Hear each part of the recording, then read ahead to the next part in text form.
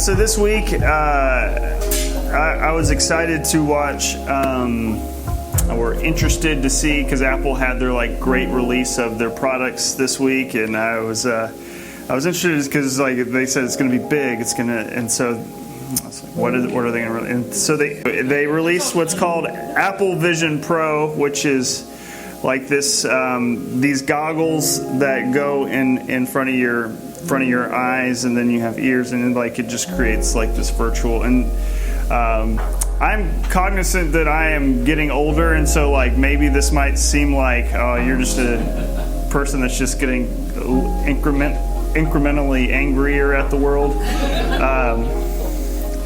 But I thought about this in a way of oh my gosh, I just imagine an airport, because we all have Apple Watches. We are all our phones. I'll sometimes look and somebody's mowing their yard and their mower is stopped in the middle of the yard, and they're doing this to their phone. Have you ever seen, or people on their bike, they're stopping on their bike to look at this is something that is. So now I'm thinking the world we're about to be in, and I know it seems somewhat funny and silly, but I imagine we're going to be in a world where everybody's going to be wearing 3D goggles.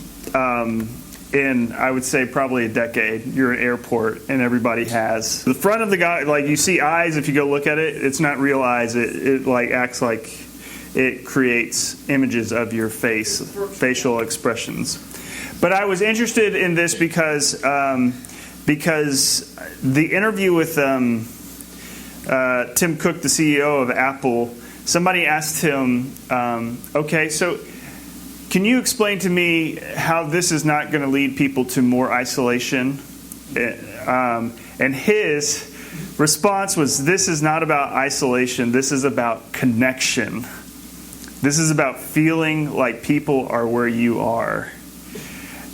This is the world we exist in that uses language of connection, and we call it social media.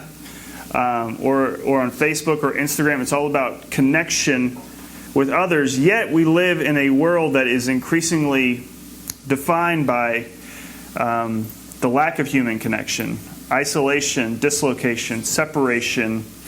And technology has, in a way, co-opted language of connection.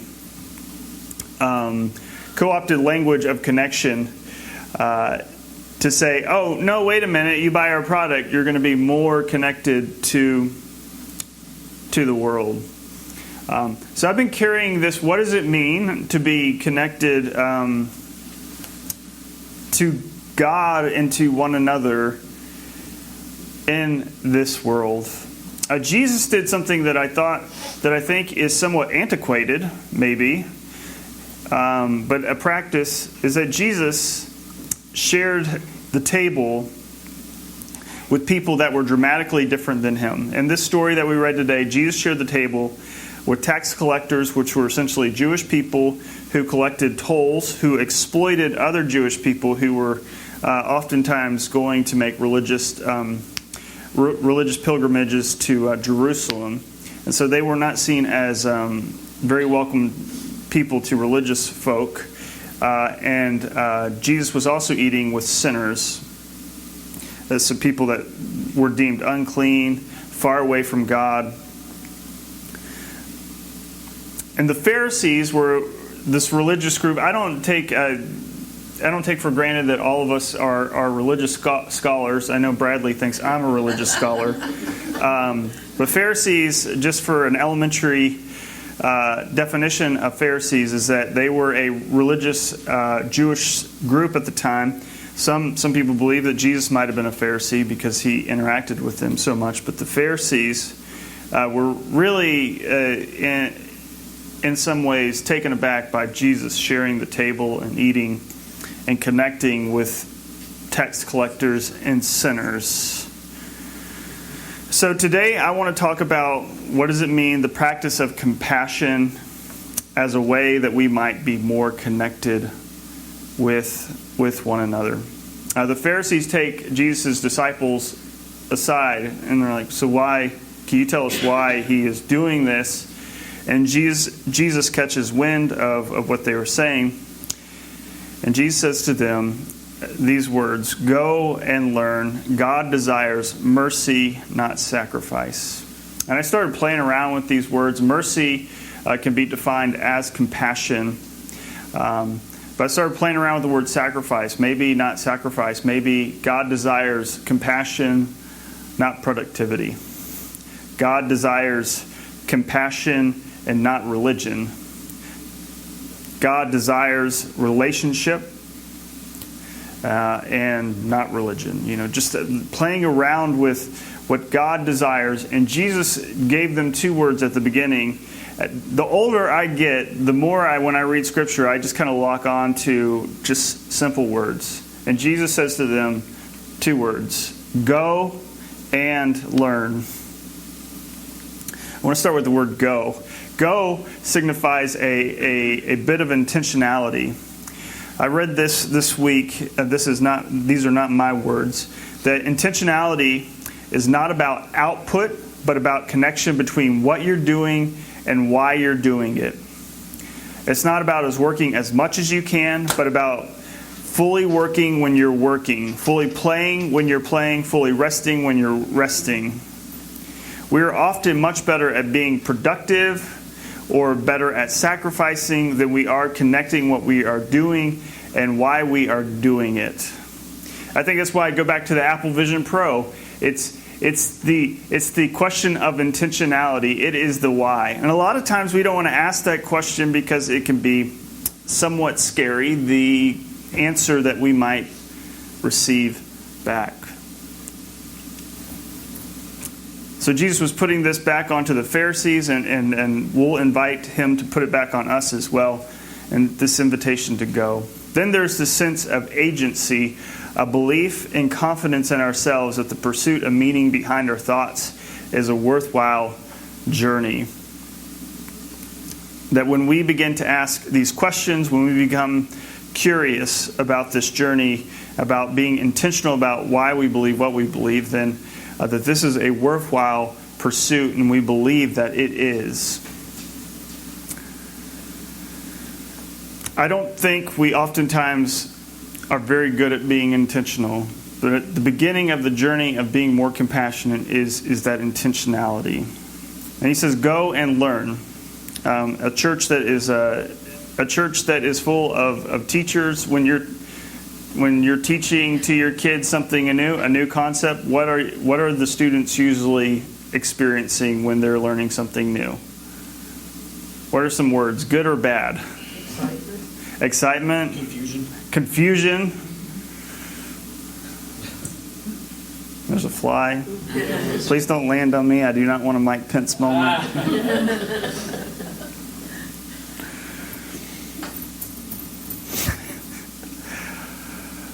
Frustration. And within learning, and I think the older we get within learning, it's also a willingness to let go of our assumptions and our narratives that we carry. I like I've used this a couple of times, and I really like this chart. Most of us live in a comfort zone, and in our comfort zone, we are safe and we are in control.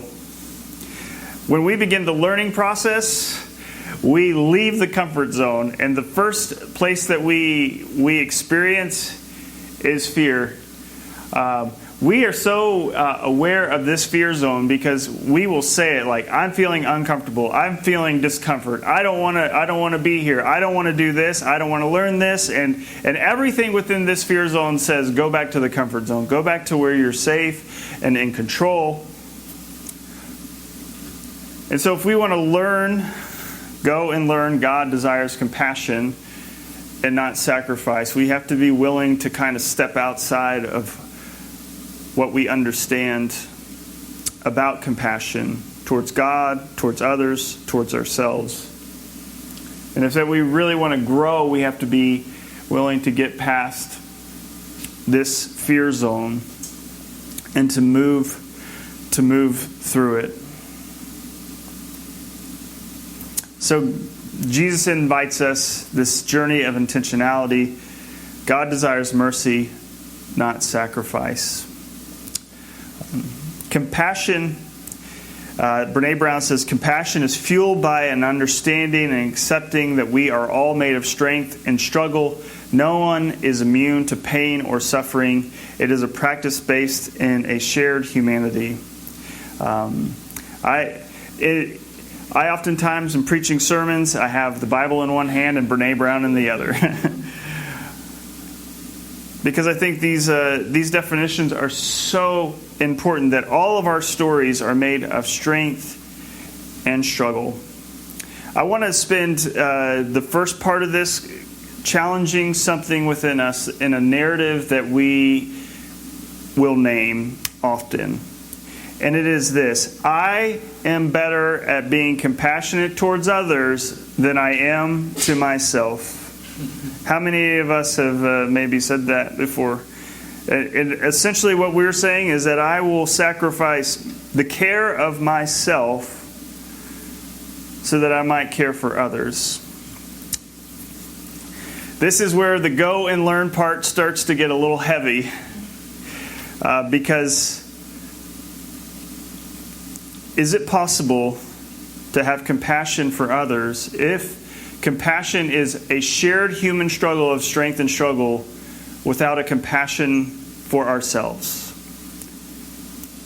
That's the question. I began the week with that question saying, well, I think so. And I think I've ended the week with my answers. I don't think, if we don't care well for ourselves, it's hard to care well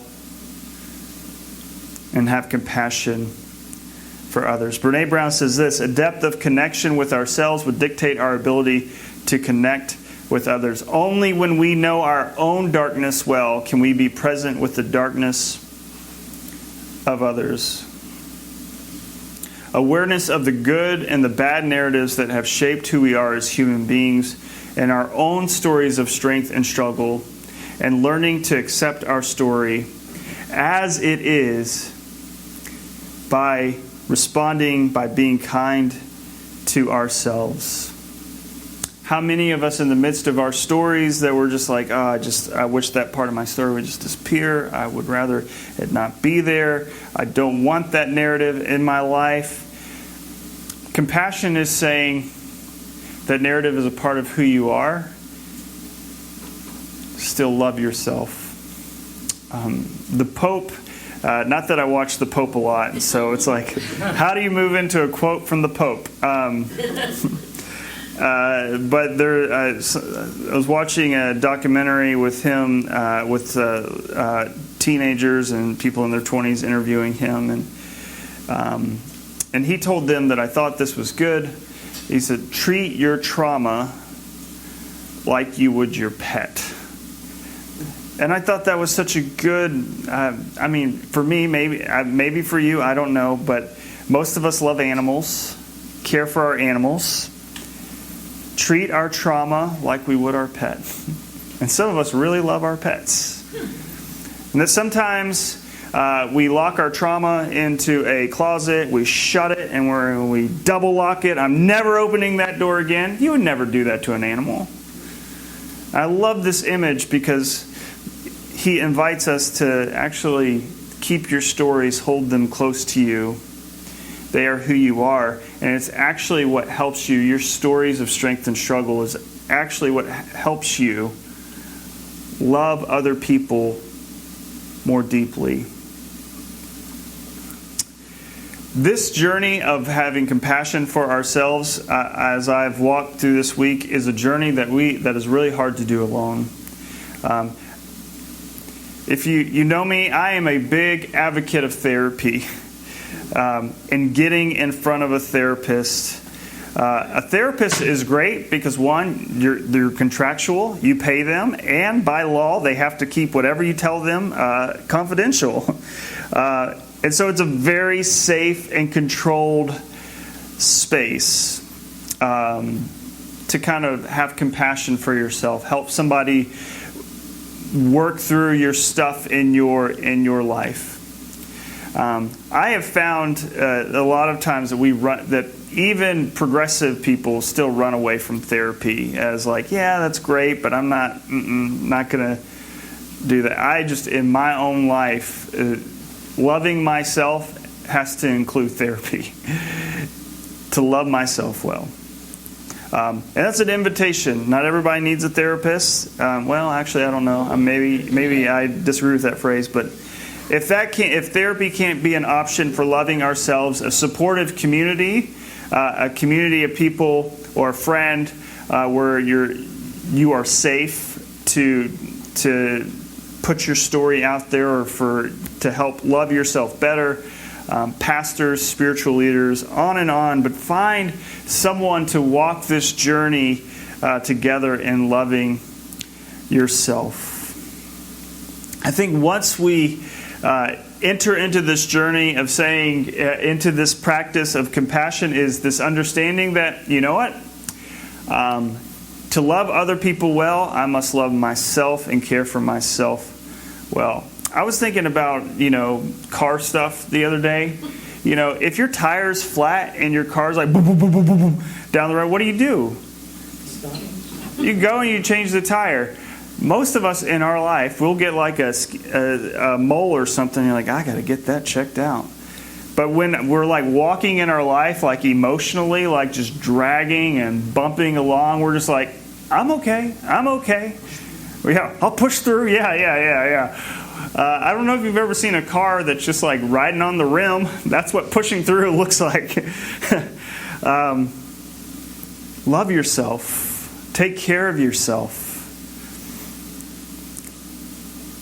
And then Jesus invites us into this deeper compassion. Once we know our own stories of strength and struggle, we're able to have compassion for others.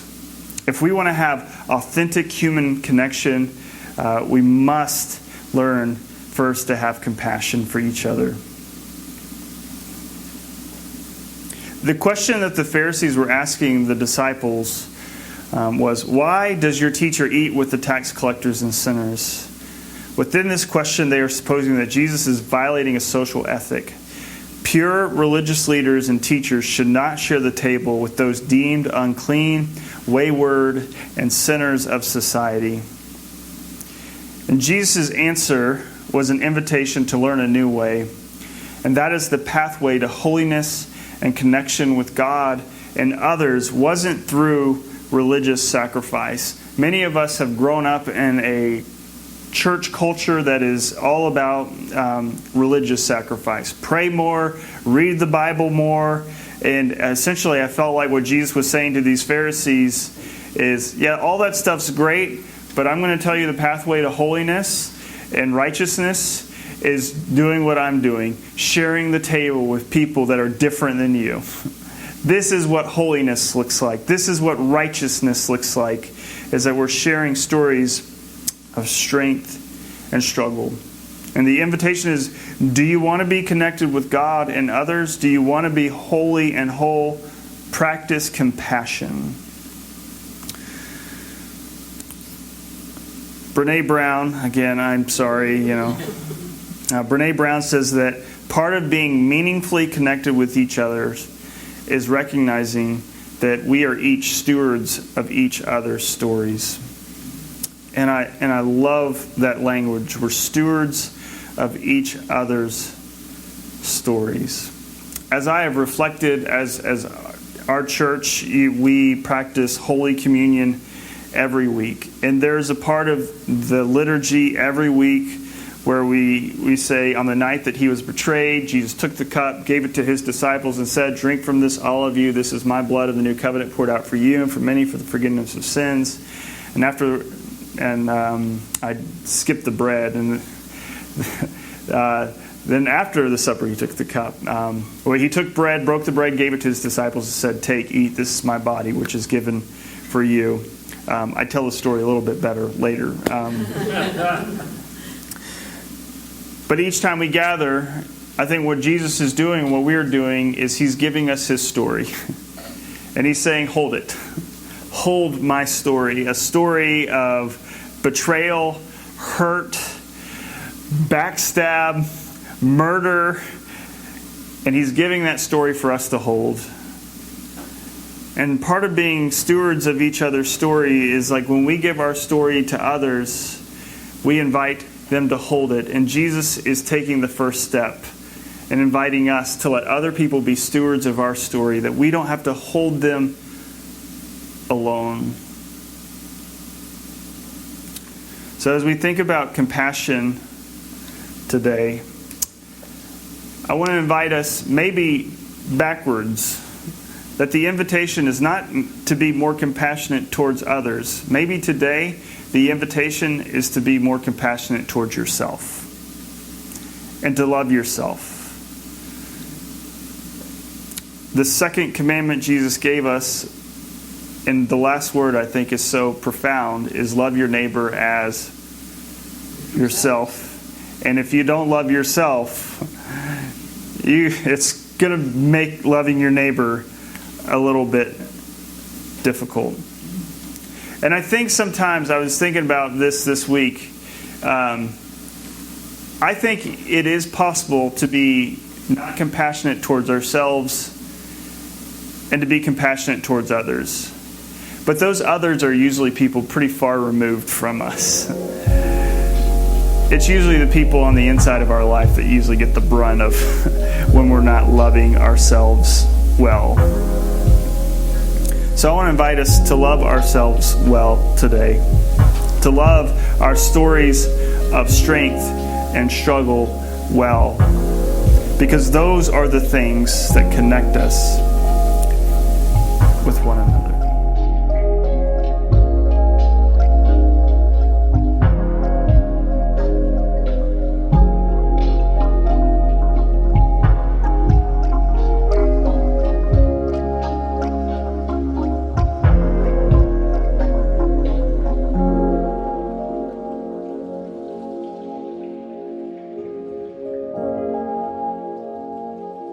Thank you.